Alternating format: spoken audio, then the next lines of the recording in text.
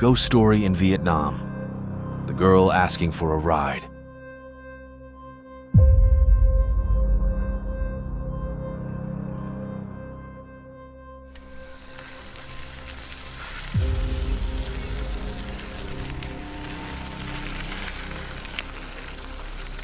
It was around 11 p.m. on a late December night in 1972 on the road from Nong Town towards Hanoi City.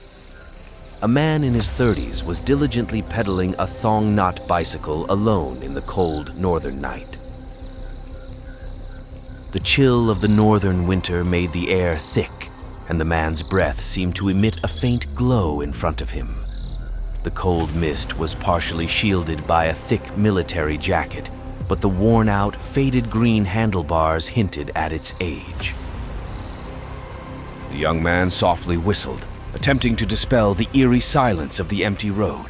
The roadside drink stalls, which had been lit with oil lamps when he passed by at 7:00 p.m., were now tightly shut with makeshift panels.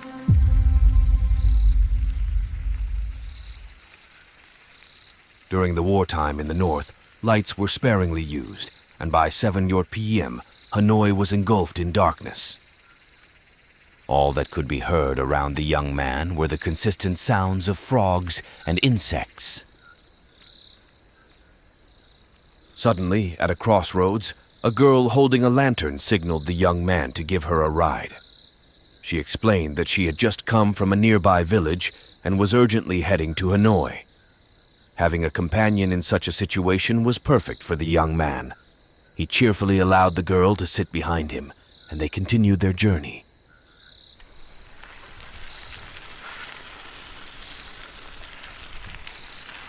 As they rode along, the young man felt the girl shivering slightly behind him. He suddenly remembered that the girl was only wearing a white split-sided dress. The young man quickly stopped the bike and gallantly took off his cotton jacket to offer it to the girl, explaining that he was cycling too fast and generating too much heat. The girl, with a grateful smile, put on the jacket, and they resumed their journey.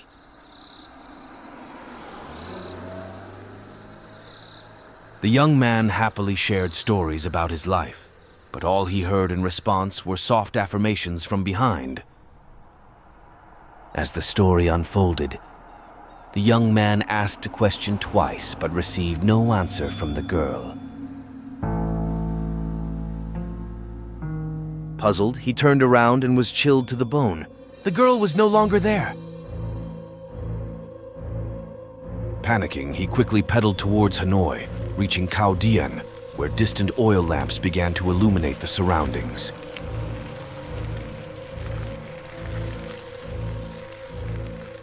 In his head, the young man was overwhelmed with questions. Why did the girl jump off the bike, and when did she disappear?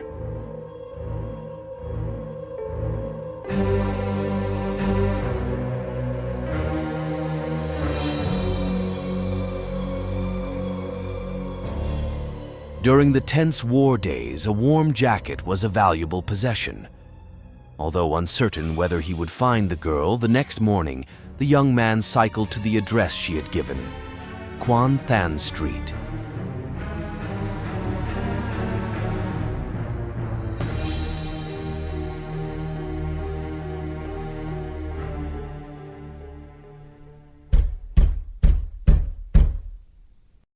After knocking on the door, a worried-looking man appeared. The house seemed deserted, probably evacuated except for the man guarding it alone. Is this Lynn's house, sir? Yes, I'm Lynn's father. Can I help you? May I see Lynn, please? Sure, come in. Entering the house, the young man was shocked. On the ancestral altar was a picture of the girl, those familiar face, hair, and smile. However, the incense had stained a corner of the photo. The young man stood in disbelief, then suddenly slumped onto a bench against the wall.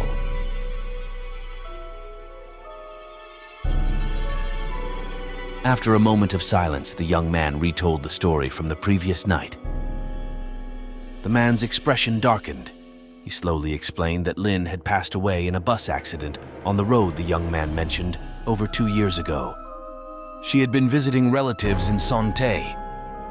Since then, friends occasionally came to light incense for her, so at first, he thought the young man was one of her friends.